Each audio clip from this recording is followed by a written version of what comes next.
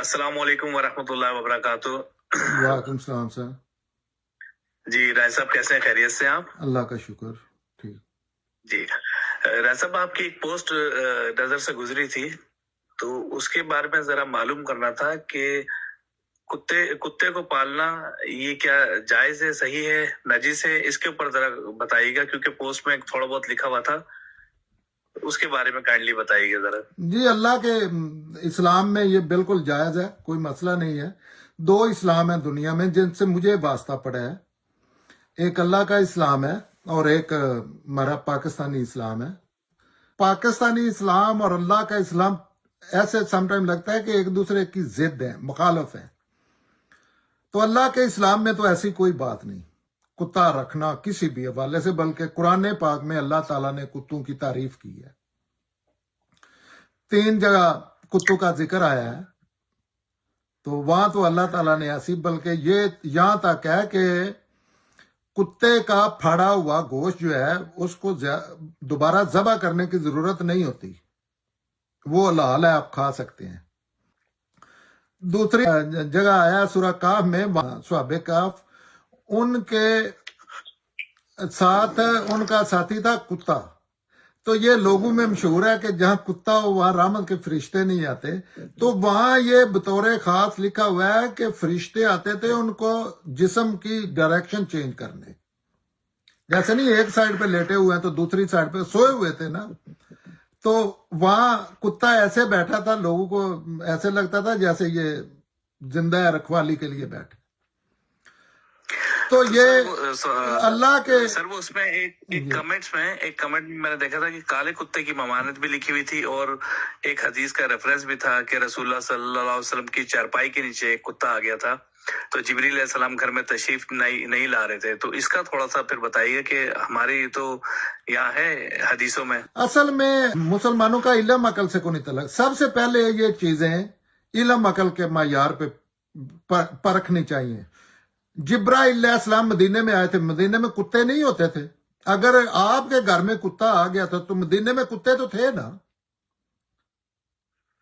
بے شک یہ بات۔ اچھا تو پھر وہ تشریف کیوں آتے تھے؟ وہ آپ کو اٹھا کے صحرا میں لے جاتے تھے رسول اللہ کو ملنے کے لیے۔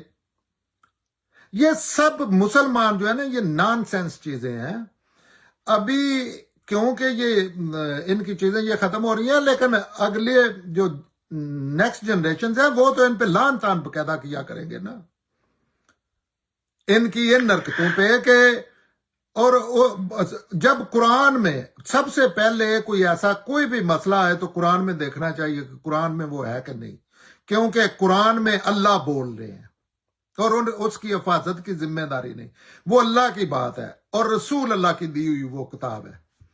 بات اللہ کی ہے، دی رسول اللہ نے ہے، جن پہ اللہ کے پیغمبر ہیں ان پہ خیانت کا تو کوئی نہیں بندہ کر سکتا ہے، یا دوسرے انسانی کام کی طرح جیسے حدیث کی کتابیں ہیں۔ تو سب سے پہلے تو دیکھنا ہی ان کو چاہیے۔ آپ 90% مسلمانوں سے بات کریں، ان کو پتہ ہی نہیں ہوگا کہ قرآن میں بھی ہے۔ تو اس پہ علم عقل کے مطابق اگر دیکھیں تو کتا آپ کے گھر میں آ گیا ہے، وہ کتا جو روایتوں میں معلوم ہوتا ہے حسن کا کتا تھا، سیدنا علی کے بیٹے کا، اور وہ پلا کوئی بچے تھے، ساتھ اکٹھے ہی گھر تھے، جیسے اکٹھے ہی تھے سیدنا فاطمہ کا بیٹی کا اور ان کا اور آپ کا گھر۔ تو وہ بچے عموماً اٹھا لاتے ہیں، اور کتے ہوتے ہیں ہر جگہ پہ، آج بھی ہیں۔ سیدنا آدم علیہ السلام سے لے کے کتے انسانوں کے ساتھ ہوتے ہیں۔ اس کی کتا ایسے، آپ کتے کی صحیح بغور دیکھیں تو وہ مال مویشی بڑا کار آمد چیز ہے، جیسے گھوڑی ہے، جیسے بکری ہے، اسی طرح کے کتے ہیں۔ لیکن مولویوں کو یہ جو پاکستانی اسپیشلی برے صغیر کے ملائیت ہے نا، اور ان جنرلی ملائیت، ان کو فنون لطیفہ یا اچھی چیزوں سے تو نفرت ہے، ان کی فطرت میں ہے، کیونکہ یہ چیزیں اسلام کی طرف لے کے جاتی ہیں، انہوں نے نفی کرنی ہوتی ہے، ان کے اپنے انہوں نے کچھ ذرائع، کچھ مقدمے قائم کرنے ہوتے ہیں تاکہ لوگ اللہ کے دین سے دور ہو کے ان کی بات سنیں۔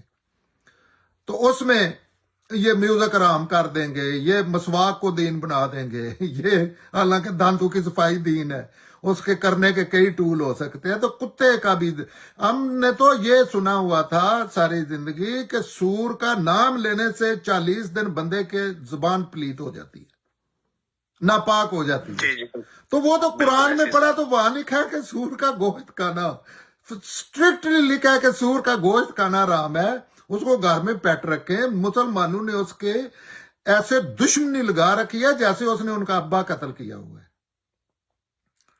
اس لیول کی دشمنی ہے، جیسے نہیں کسی اتنی سخت دشمنی ہے اس سے کہ اس پہ اتنا ظلم کیا جاتا ہے۔ اور قرآن کھول کے دیکھا ہے تو اس میں لکھا ہے کہ اس کا گوشت کھانا حرام ہے، اس کے جوتے بنائیں، اس کو ایز اے پیٹ رکھیں، جو مرضی کریں۔ لیکن یہ ان کو روکنے ٹوکنے والا ہے کوئی نہیں۔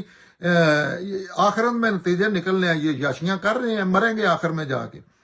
یہ جو کتے کا بھی معاملہ ہے، کتے میں جب قرآن نے ساری بات کر دیا تو کسی ویسے مسلمان کا کم از کم یہ حق بنتا ہے کہ قرآن کی بات کو اللہ کو چیلنج کر رہے ہیں۔ ایک بات مجھے مکمل کر، سوری ایک فکرہ رہ گیا۔